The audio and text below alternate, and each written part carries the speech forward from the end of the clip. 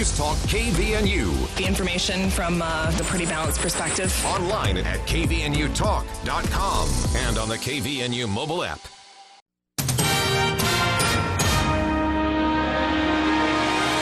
KVNU News Time is 5:05. I'm Bill Walter with this news update brought to you by Whole Tree Care. At their regular meeting on October 11th, the members of the Cache County Council once again delayed any decision on the red-hot topic of compensation for elected officials. The council's agenda included Ordinance 2022-32, which would have awarded all elected officials, including the council members themselves, an 8% cost of living adjustment. With 3 members absent, the council barely had a quorum, so Council Member Gordon Zillis took the unusual step of asking whether any of the members present were planning to vote against that ordinance. When Council Member Gina Worthen signaled she intended to vote nay, Zillis recommended that the vote be delayed until the full council could consider the ordinance at their next meeting. Council Vice Chair Paul Borup explained for the benefit of young members of a government class from Intech Collegiate Academy who are attending Tuesday's meeting that they have a pretty significant budget issue they're dealing with.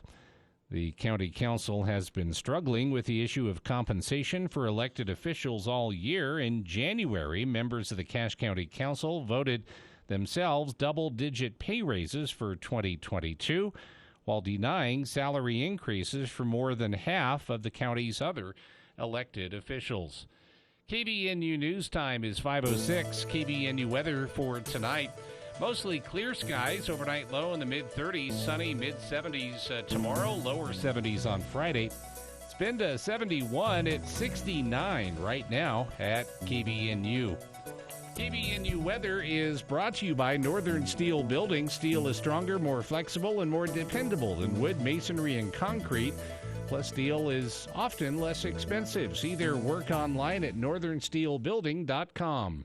Remember last October's huge snowstorm that destroyed trees all over Cache Valley? Bobby and his crew at Whole Tree Care were the most popular guys in town. Yeah, high five. Not saying that will happen again. However, I just looked at the forecast for winter and it calls for snow. Snow can wreak havoc in your overgrown trees and shrubs, which can wreak even more havoc in your home and vehicles. Call Whole Tree Care before winter gets here. 760-6587. Ask about their radio discount. That's HULL Tree Care. Among events happening tonight, Merlin Olsen, A Life Beginning in Logan, is the subject at the Cache Valley Historical Society meeting at 7 o'clock tonight. Alex Baugh, professor and former chair of the Department of Church History and Doctrine at BYU, will be the presenter. He is the author, editor, or co-editor of 12 books and has published more than 8 historical journal articles, book chapters, and book reviews. The meeting tonight at the historic courthouse, 199 North Main in Logan. It's open to the public. KVNU News Time is 5:08. For more details on these and other stories, visit CacheValleyDaily.com.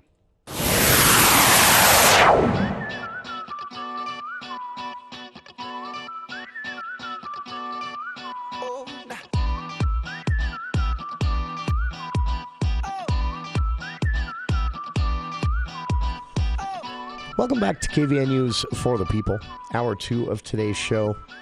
It is Wednesday, October 12th. Almost came out August. I don't know what is wrong with me today. More news on the controversy around the Utah 4th Congressional District debate tonight, and the endorsement wars heat up even more in the United States Senate race. We'll get back to that later on this hour. We're kicking things off here, though, with a good friend of the show for many, many years in various different capacities. She is now with a group called Project Unite, and they launched last week something really unique called the Dignity Project. And the Dignity Project's entire reason for existence is to try to make our rhetoric, our conversations, our words, our debates, our campaign commercials, the way we talk to each other as voters, all of that better by focusing on dignity. And one of the ways they want to do this is using a 1 to 8 scale rating system for candidates and more. Joining us right now from the Dignity Project, former Logan City Council member, school board member, education advisor to former Governor Gary Herbert, and good friend of the show, Tami Pyfer. And Tami, I appreciate you coming back to do an update with us. We just spoke last week about the launch, but you said then that by Wednesday of this week, you guys would have your first ratings done, and you'd come back and do an update, and we appreciate it. How have things been going? Things are going quite well.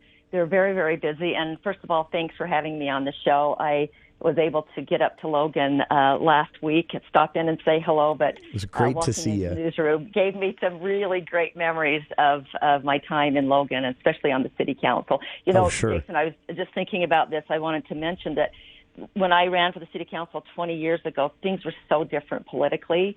And I actually lost my first campaign, but I had such a great experience. So many people that wanted to talk about issues. There was like very little mudslinging, if any. There was not this contemptuous language we hear now. And I had such a great experience, both in the campaign I lost and then in the 8 years that I served on the city council. It wasn't like super easy, but I just felt like there was a different tone and atmosphere, and I look back really fondly on my time on the city council. And now I wonder, you know, there's a lot of people that say I would never run for public office. Look what they do to you. Look what people call you. And so that's been a real motivating factor for me in working on this project with the Dignity Index. I love it, and thank you for correcting me on that. I kept saying Dignity Project. It is Unity. It's part of a project. That's right. Unity Project Dignity Index. It's a project. It is a dignity project, but it's called the Dignity Index, and it's part of our overall organization called Project Unite. Unite for short, but it is, the Dignity Index, but it is a project. I mean, you don't even need to be corrected on that. It's quite the project. It is. I mean, this is a big undertaking because this is an 8-week pilot that launched last week here in Utah, and then after that, the plan is to take it even further than that. But the idea behind this is. Tami, since we talked last week, I've watched some of the Twitter responses and things like that to news of the Dignity Project, and one thing I've realized is that there's cynicism out there about civility itself or about calls for civility, and I kind of get that a little bit. And what I like about what the Dignity Index is all about is it's taking a different approach. There was a state senator from Idaho that spoke at USU, and he said, you can't have civility without humility. And that's what, as this rolled out last week, that's just been looping through my head, that one phrase from him, and that seems to be how you guys are approaching this. Is that a fair characterization? That is a very fair characterization, and it reminds me of something that Boyd Matheson from KSL, we've just added him to our board of advisors. Oh, wow. He says you can't have that you need not just humility, but you also need curiosity. And it's hard to be curious about the other side if you hate the other side. And if I'm going to call you names and show contempt for you, then how do I come back and have a conversation? And the idea of democracy, we've got this pledge on the website that you talked about last week. And the pledge goes like this. There's no America without democracy. There's no democracy without healthy debate. There's no healthy debate without dignity. Sure. So I'm going to pledge to treat others with dignity. I mean, how do we have the democracy, the healthy debate that we know will come to better solutions if it is laced with contempt? You're seeing that now. We cannot solve problems. We cannot get to the issues because it's all about the language and, the name calling and that kind of thing.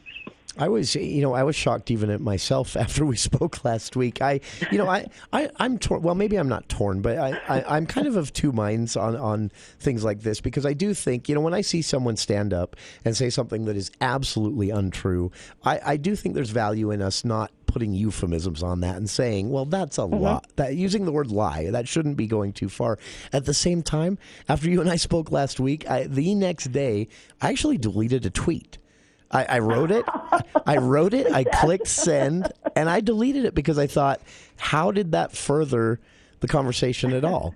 it made me feel better for a second to use a certain word, but how did that further the conversation, not just between me and this individual having this conversation, but anyone watching? It's a public forum, basically. And so I deleted it, and I rewrote it more thoughtfully.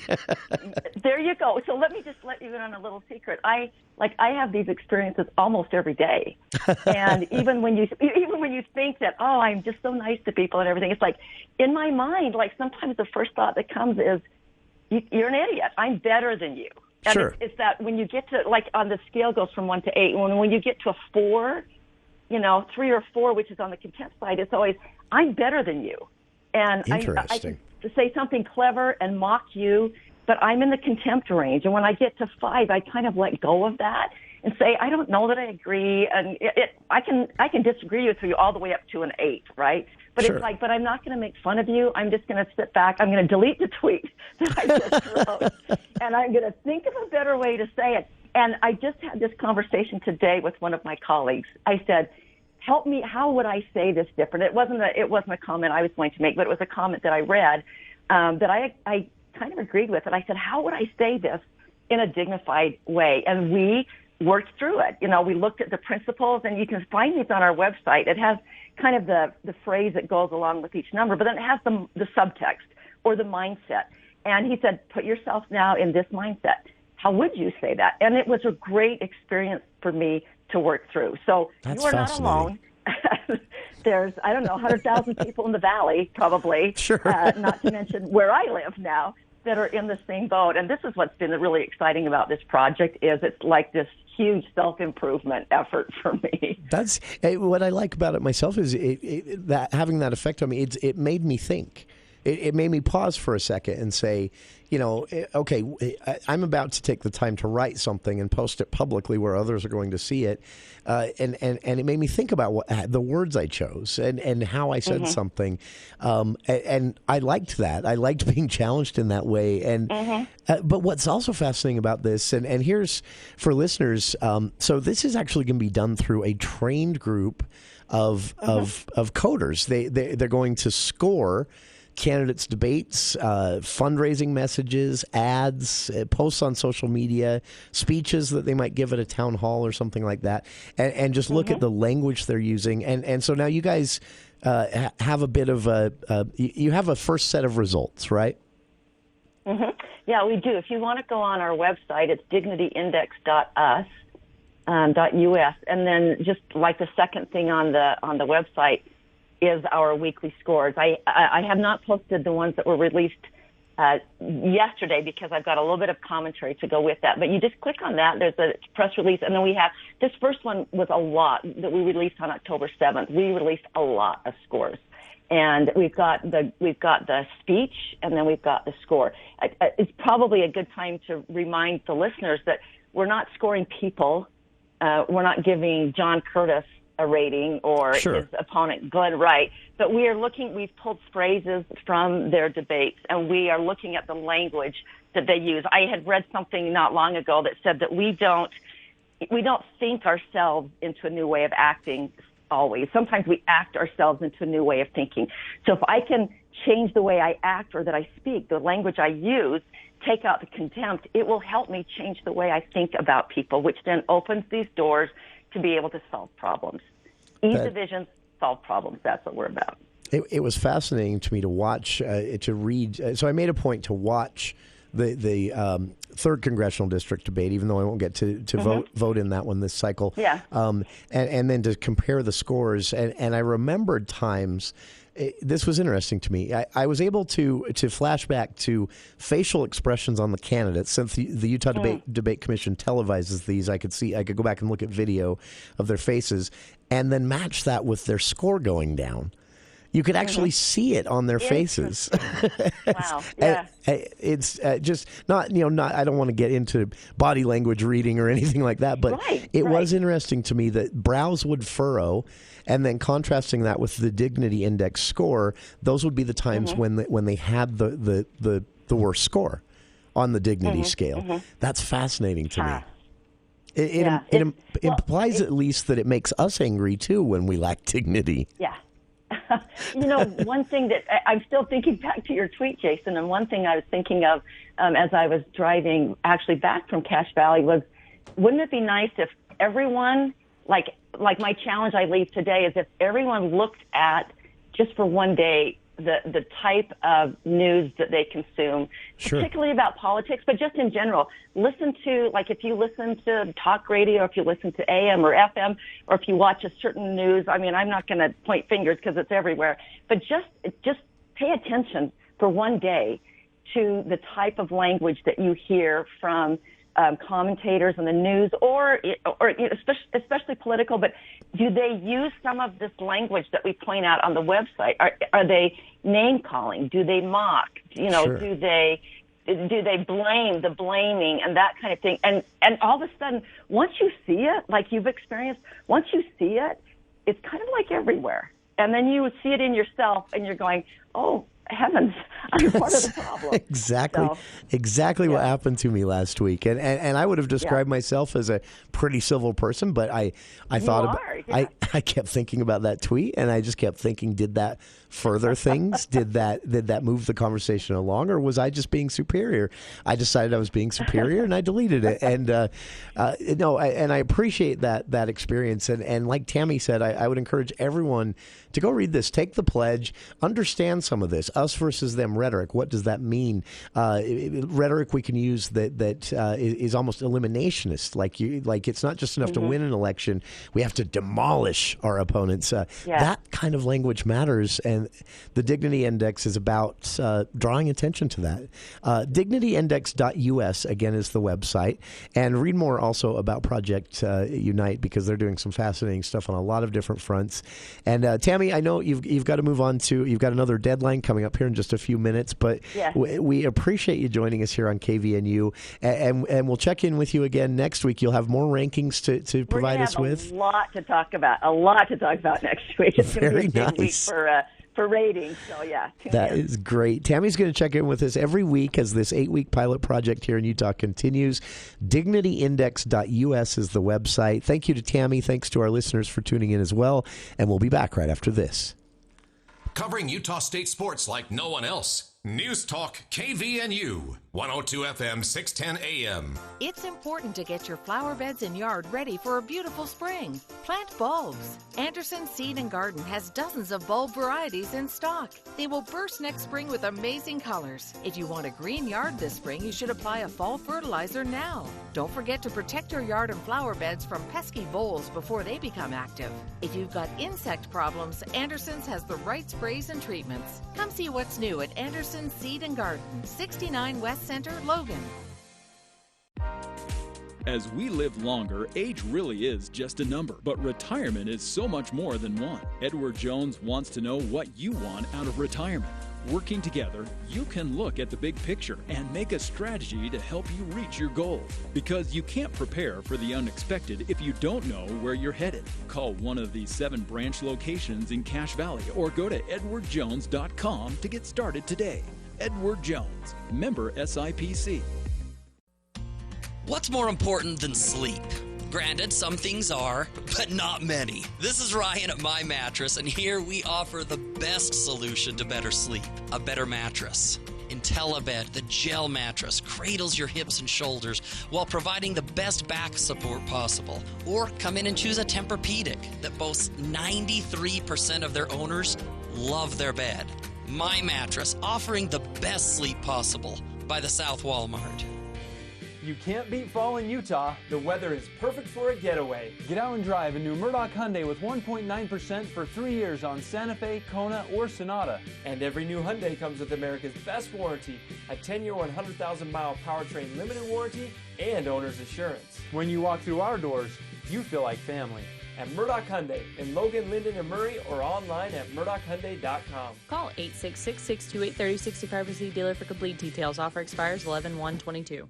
With the arrival of fall, potential heavy rainstorms, fallen leaves, and debris, the Cache Stormwater Coalition would like to remind you of a few things to be mindful of. Clean out all the leaves and debris from your rain gutters. Use a broom or rake to remove leaves and debris from the top of storm drains, as clogged storm drains can lead to flooding. Don't keep piles of yard waste in your yard, on the sidewalk, or street. Use a green waste recycle bin, and check with your local city office on where to place collected leaves for pickup. And when it snows, remember to keep the snow away from curb and gutter and storm drains. We can all make a difference if we do our part. Brought to you by the Cache Stormwater Coalition.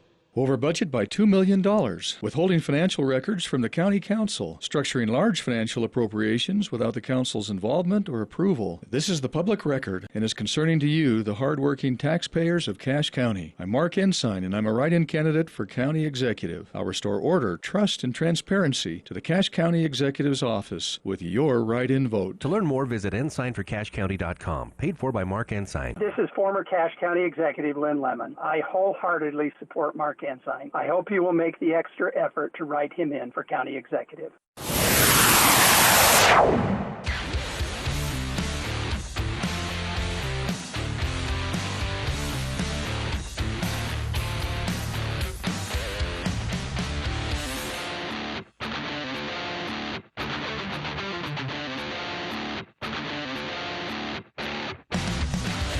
Welcome back to KVN News for the People. Very fun interview with Tami Pyfer.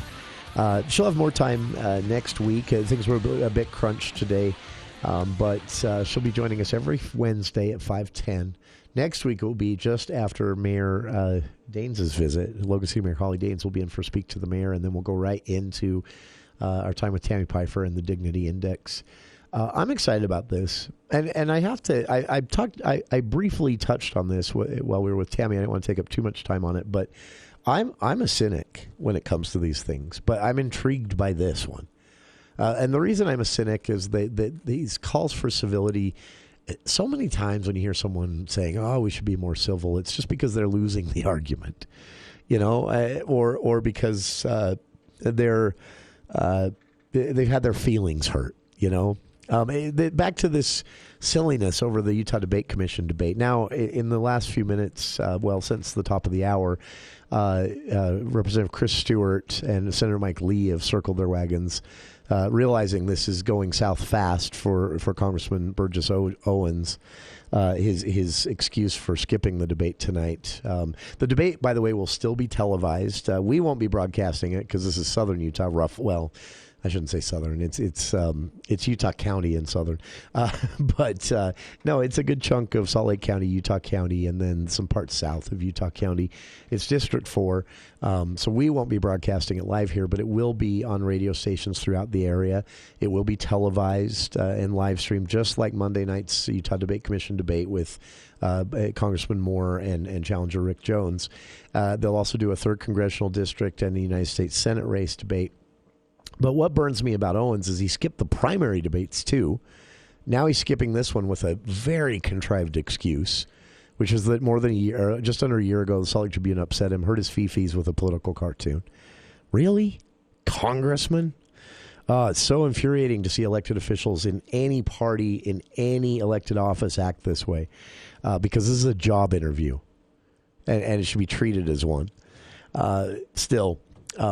He's skipping the debate. His campaign has obviously seen it go south for him in just a few hours since he made the announcement that it was all about a almost year-old political cartoon that hurt his feelings. And so now Senator Mike Lee, his campaign people have also called other staff members in other offices. Senator Mike Lee and Representative Chris Stewart put out a joint statement a little while ago saying that they backed him up and that they thought the cartoon was offensive too. And it wasn't offensive. It was in your face. It was definitely a harsh critique. But you're an elected official in Congress. You should be able to handle that. And if not, you're in the wrong job. And anyone defending you might be in the wrong job, too. Very disappointed with our federal delegates today, to say the least. Kudos to Representative Blake Moore, who has entirely stayed out of this one smartly. And I respect that so much. But the rest of you, A political cartoon. Anyway, the back to this whole dignity index and civility thing. That's what would bother me about this is you'd have some outrageous behavior like this from an elected official, something that should not be okay. Maybe they stand up usually on a cable news channel and they tell a bald-faced lie, and we should be able to call it that. For a while there, the media was dabbling with alternative facts. I'm not kidding you. That actually got used first by a Trump campaign or a Trump staffer, Kelly, you remember her, and then the media kind of dabbled with it. Maybe we'll use that too. Alternative fact. There is no such thing. Something is either a fact or it isn't, and so. Yeah, it boggles me. We have euphemisms for racism, racially charged. When someone says something racist, they made a racially charged comment. No, they made a racist comment. I don't know why. We should be adult enough to use these words. And so back to this whole idea of civility, I balk sometimes at these movements for more civil dialogue because oftentimes that's where they end up is, well, you shouldn't say racist. It upsets people. Well, of course it does. If someone says something racist and you call them racist, they get very upset. But should that be our problem as a society or that individual's problem? I say that the individual who made the racist statement probably should shoulder the burden there, right? So when I hear calls for civility, my brain goes there, and I think, this is going to end up being just another one of these. The Dignity Project, they're approaching this differently. As Tami said, they're not looking at what a person is saying, and that's going to get them into some trouble, I guarantee, because they're going to give somebody a high dignity score when they said something awful. And they acknowledge that. They acknowledge that is one of the risks of this. And that's why they want people to understand this is simply a ranking of rhetoric. They're literally looking at the words and phrases used and with trained professionals, linguists, ranking them through a 1 to 8 scale on dignity, on what they're defining as dignity, which is basically, is the candidate avoiding words that are eliminationist? Are they treating others in their language with dignity, including their opponent? Are they, when they discuss their opponents politically or their specific opponent in an election, are they talking respectfully about that person's right to be there as an opponent?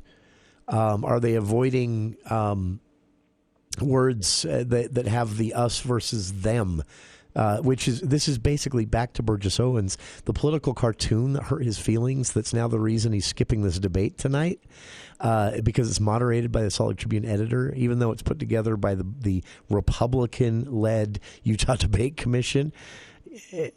His whole issue is with his political cartoon, which was making fun of him using us versus them rhetoric. It stood out even more because he's a black man, and he was repeating language that in the 1920s was used by the KKK, and that's what Pat Begley of the Salt Lake Tribune pointed out in his political cartoon, which is what an editorial cartoon's all about. So ironically, now Owens is saying, well, that was uncivil. When you pointed out that I was being uncivil in my choice of words, that was uncivil, and now you're the big meanie, and I'm skipping your debate. And again, luckily, this has blown up in his face enough that Stewart and Lee have felt like they needed to come to bat for him in just a couple hours since he put that video statement out. The worst thing is how boneheaded is this as a candidate? Tonight, a televised debate throughout the district, broadcast on radio stations throughout the district, covered in newspapers the next day throughout the district, live streaming on 7 or 8 different websites, just like the Utah Debate Commission debate up here Monday night was. There's going to be an empty podium that says Burgess, and now everybody knows why that podium's empty. And just a really bad decision by a candidate and congressman. That, to me, is a lack of civility. I think there's a lack of civility to hiding from your constituents. Because let's be honest with you, there's another reason Burgess Owens doesn't want to be on the debate stage tonight. It's the same reason he skipped the Republican-organized debates during the Republican primary. It has nothing to do with the editor of Salt Lake Tribune. He skipped those debates, too, because he doesn't debate well. It doesn't play out well for him. So he's making excuses and hoping people will forgive him for it or at least ignore it. To me, that itself is a lack of dignity because you, as an elected official, you owe voters something. So these are just a few of my issues with these movements in general. These calls for more civility oftentimes end up just being, it calls for us not using language that's direct, like, no, that is a lie, or no, what you said was racist. I think we should be able to use direct language. In fact, I think euphemisms like racially charged and alternative facts are damaging because they blur the lines between truth and common sense and falsehoods, lies, and racism, just as one example. So I think we should be able to use direct language, even if it hurts feelings. And the Dignity Project is saying, look, we're not saying anything about that. What we're saying is we're going to rank candidates' campaign ads, their messaging, their fundraising emails, their tweets and Facebook posts, Instagram posts, their campaign speeches, stump speeches, their debate performance, and we're just going to rank the language. And we're going to use that ranking to say this is where you fall on this dignity index. Their whole goal is literally just to get people looking at their own rankings and thinking about the way they talk to each other and about the issues. I think it's a really unique approach. And I honestly, sincerely, despite all of the skepticism I just professed to calls for civility and more, I really hope they're successful in this because as I told Tami while she was with us by phone there at the start of the hour, it made me think. It made me think about something I actually typed on the internet and put out there for everyone to read. I don't have a huge following. I don't have a huge influence footprint, but I do have some, and my words online are usually seen by lawmakers, members of the media, activists. And I thought about that after I said what I said, typed it and hit enter. I thought about it and I thought, did that further the conversation anyway? I was right. There was no second when I thought, oh, what I said was wrong. No, I was right in my commentary, but I was mean.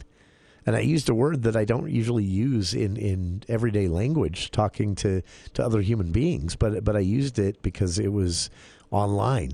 So I went back and deleted it, and I rethought my exact sentiment and typed it in a more thoughtful way and felt a lot better about it for what that's worth. That's what this Dignity Index is all about. And if it can influence elected officials, if it can influence activists, if it can influence candidates in election years to move away from this eliminationist style campaigning that set in roughly mid-2000s and has just reached a fever pitch now, I say that is a really good thing. So check it out. Again, dignityindex.us, dignityindex.us is what they're shooting for there, dignityindex.us. And we'll be back with more of For the People after these headlines with KVNU's Bill Walter.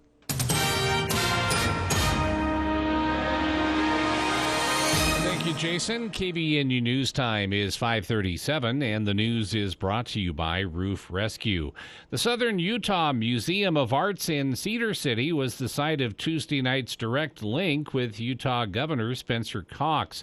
Cox had been in Cedar City attending the One Utah Rural Summit. We do these One Utah Summits twice every year, one on the Wasatch Front, one in rural Utah. We're doing this one, of course, here at SUU, and it's a big week for us. We've got people coming from all over the state really focusing on rural issues, and we decided to try something new. We've been doing this radio program now for well over a year. We tried to have a live studio audience, and we got one. We do indeed. You maybe can hear them cheering. The governor commented on transportation and said the state needs to think big. high-speed rail has been on my mind for a long time, and I would love nothing more than to have high-speed rail coming down here to southern Utah from the Wasatch Front. We announced just this week. I was going to ask the Boise train. Yeah, we're having some discussions. We've opened discussions. Our Department of Transportation with Idaho and Nevada, looking at what it would take to get high-speed rail from Boise to Salt Lake to Las Vegas, and of course points in between. The high price of housing and the supply of housing continues to be an issue in the West, and the governor commented on that. It is supply and demand. There's more demand than supply, so we need supply. Now, what's happening right now is the Fed, by raising interest rates, is trying to destroy demand artificially. That's not real demand destruction. It's artificial demand destruction. If we make interest rates too high, then nobody will want to buy a house, and the price will come down. Well, yes, that's true, but that's a terrible way to do it because they still want to buy a house. They just can't buy a house, right? So what we want to do is increase supply and find ways to do that. The governor also answered a student's question and said he does plan on running again when his first term is up, but in keeping with an earlier promise, only run for 2 terms. Independent candidate Evan McMullin has gone Hollywood in his campaign to unseat Senator Mike Lee of Utah. On Tuesday, McMullin announced that he had picked up the endorsement of Hollywood legend Mark Hamill, best known for his portrayal of Luke Skywalker in the Star Wars series of movies. Hamill said on Monday that he fully endorses Evan McMullin for U.S. Senate. He said Evan is a force for change at a time when the country desperately needs it. He went on to say Utah is a great state and deserves far better than Mike Lee.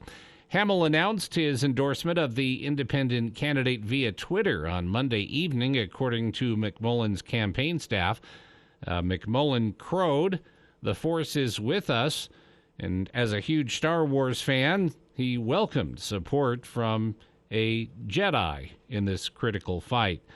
He went on to say that he's also grateful to Mark for his endorsement in the race. He recognizes how vital it is that change comes to Washington. He says the current state of politics is broken, and the leaders must be willing to find common ground in order to solve mounting problems. The McMullin staff also announced that Hamill will participate in a virtual statewide volunteer kickoff event, which is scheduled for Thursday evening at 5 p.m. Mountain Time. To RSVP for the Zoom event, anyone interested can contact Campaign Communication Director Kelsey Conan at kelsey@evanmcmullin.com. And a 26-year-old Ogden man has been charged with kidnapping, drug dealing, illegal firearms possession, and other offenses stemming from a sequence of events that allegedly began with gunfire from a car driving on the 24th Street Viaduct.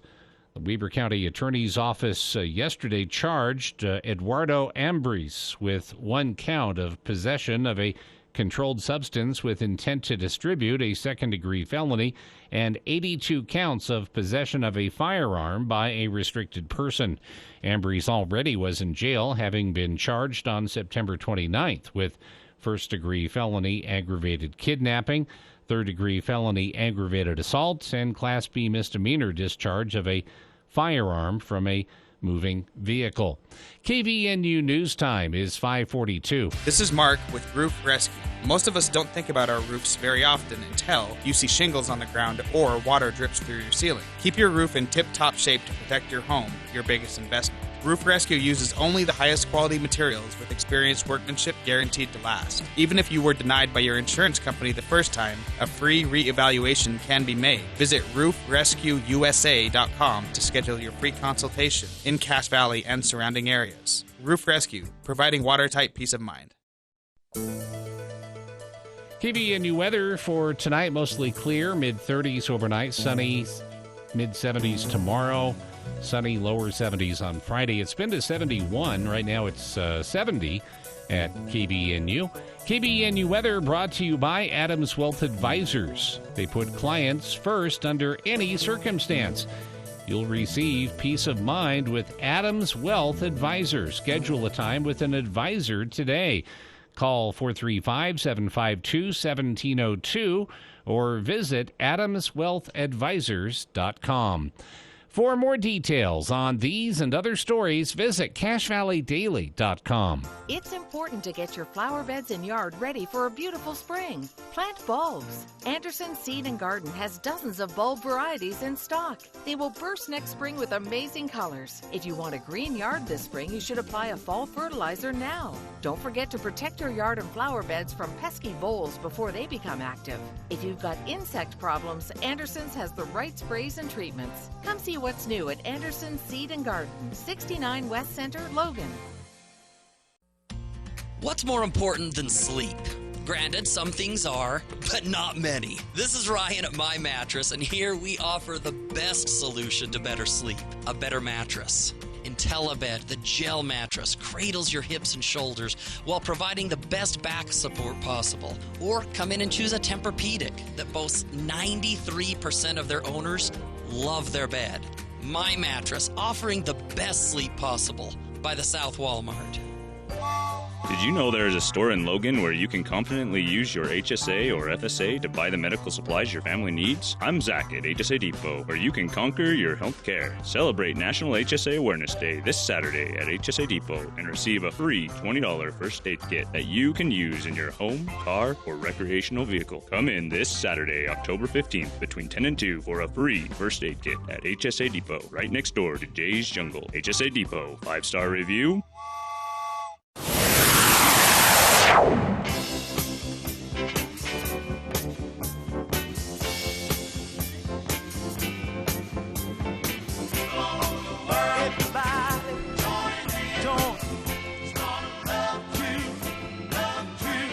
Trains. Welcome back to KVN News for the People. Longtime listeners of the show know that I'm a huge fan and can get quite obnoxious talking about trains. My friends tell me all the time. You can't hurt my feelings on that one.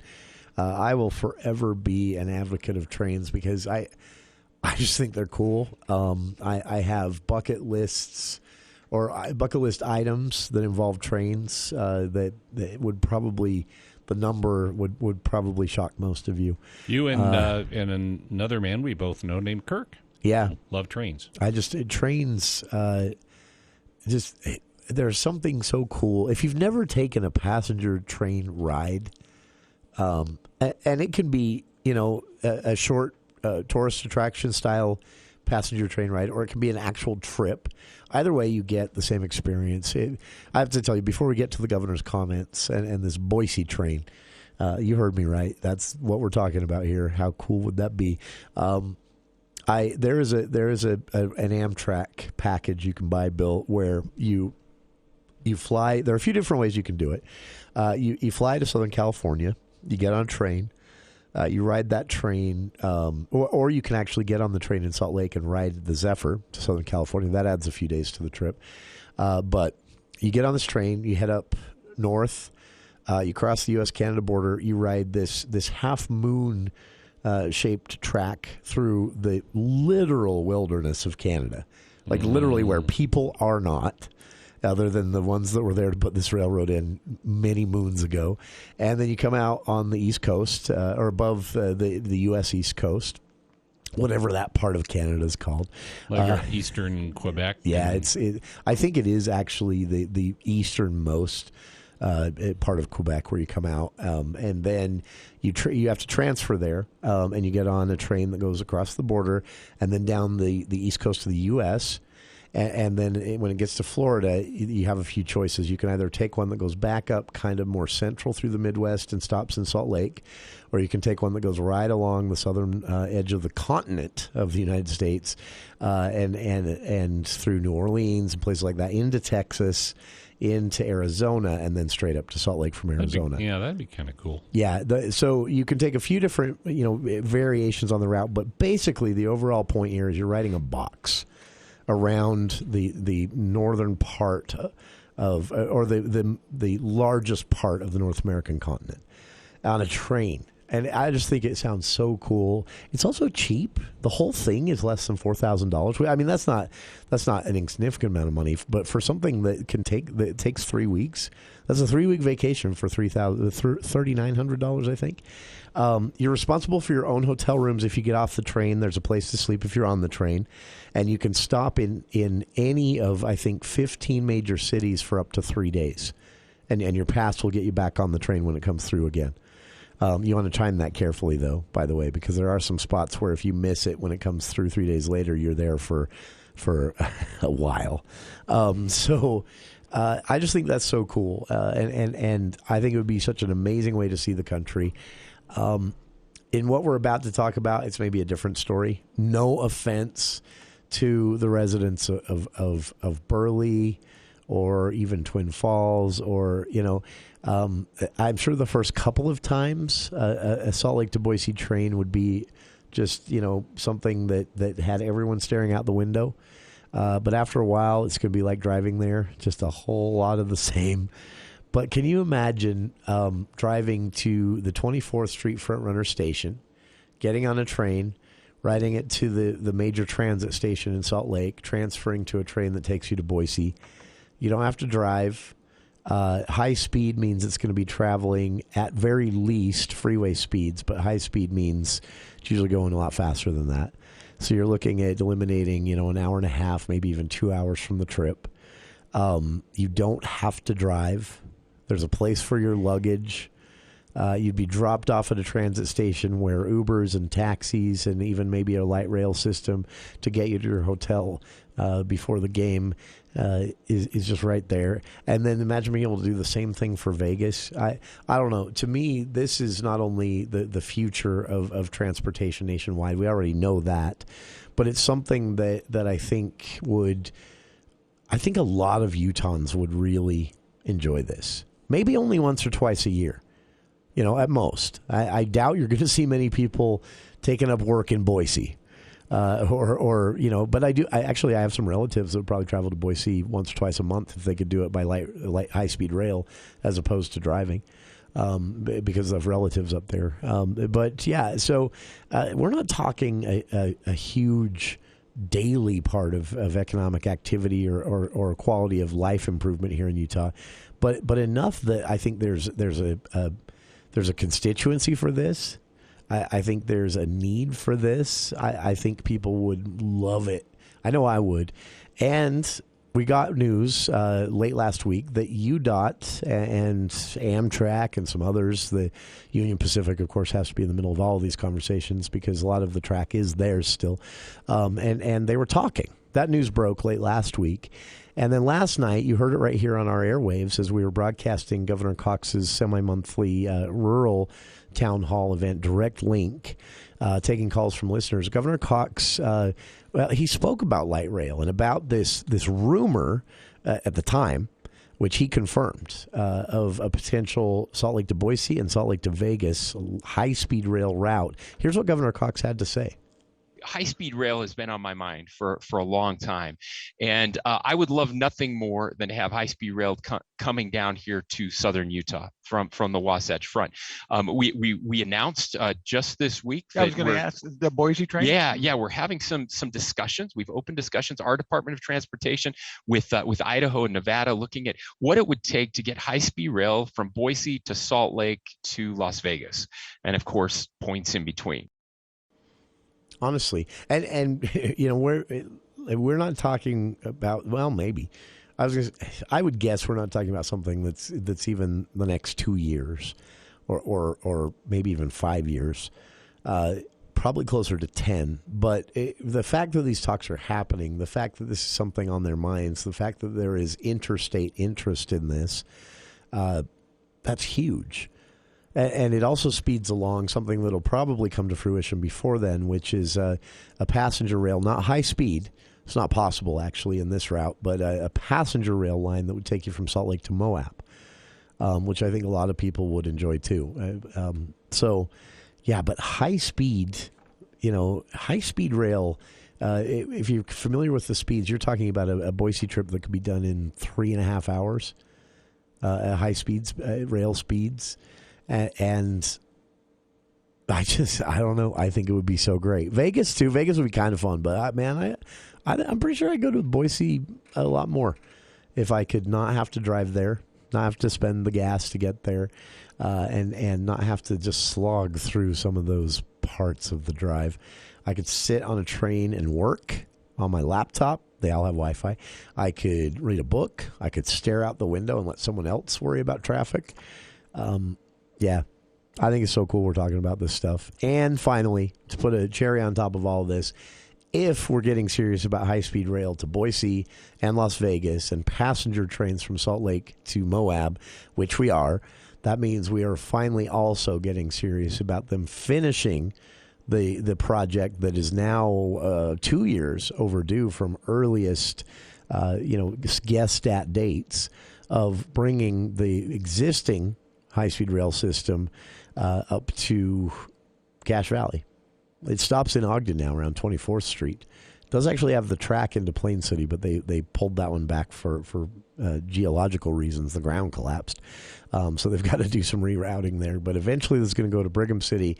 And then how, no one's sure. A lot of different ideas thrown out there. But it will wrap around and connect to Cache Valley somehow. For the time being, that Brigham City frontrunner stop would be a connection through Cache Valley Transit District and a regular bus going over there, timed to meet the time the train is there.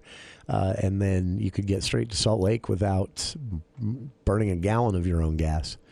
And also, I got to say, it's a much more relaxing ride to Salt Lake than a drive to Salt Lake. This is all the pieces are kind of falling into place here very rapidly. And I'm excited for it. What do you think? 753-5868. We'll be back right after this.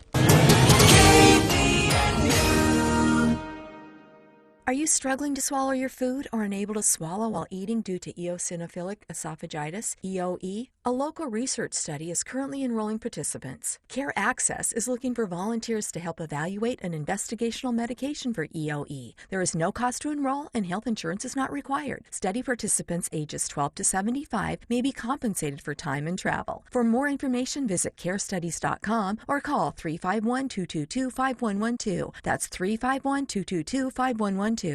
Did you know a block dryer vent is a real fire hazard? According to the Consumer Product Safety Commission, there are tens of thousands of dryer exhaust duct fires annually, leading to many injuries and death. You should have your dryer hose and the area around it cleaned once a year and inspect the vent and hose for any blockages at least every 6 months. Don't wait for disaster to strike because your dryer vent is blocked. Give John Henson a call at the Duct Hunter. Call 770-4813 today. Breathe better, save money, protect your home. We are the Duct Hunter. Weather changes are tough on your transmission. As we move to colder winter weather, AMCO Transmission invites you to bring your vehicle in for preventative maintenance before the snow flies. Have a diesel pickup, Cummins, Duramax, or Power Stroke? AMCO in Logan is your transmission specialist, and they promise to get you in quickly. For over 50 years, AMCO Total Car Care has been experts in repair for transmissions, brakes, tune-ups, and more. Find your local AMCO at 75 West, 2000 North. Call 752-1940.